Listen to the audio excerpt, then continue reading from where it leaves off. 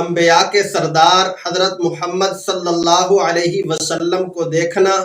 اور ان کی صحبت اٹھانا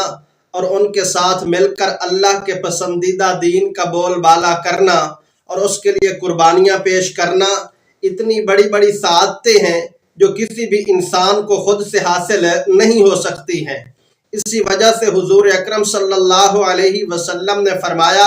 ان اللہ اختارنی واختار لی اصحابی، اللہ نے مجھے بھی چنا اور میرے لیے میرے اصحاب کو بھی چنا۔ فجعل منہم وزراء و اسحارا و انصارا، پھر اللہ نے میرے انہی اصحاب میں سے میرے کچھ وزیر مقرر کر دیے، کچھ میرے سسرالی رشتہ دار بنا دیے اور کچھ میرے معاون اور مددگار بنا دیے۔ فمن سبہم فعلیہ لعنۃ اللہ والملائکۃ والناس اجمعین، جو شخص میرے ان اصحاب کو برا بھلا کہتا ہے، طعن و تشنیع کا نشانہ بناتا ہے، اس پر اللہ کی، فرشتوں کی اور تمام تر انسانیت کی لعنت ہوتی ہے۔ اور اگلا جملہ حضور علیہ السلام نے فرمایا لا يقبل اللہ منہ یوم القیامت صرفا ولا عدلا، اللہ ایسے لوگوں کا کل قیامت کے دن نہ کوئی فرض قبول کرے گا اور نہ ہی کوئی نفل قبول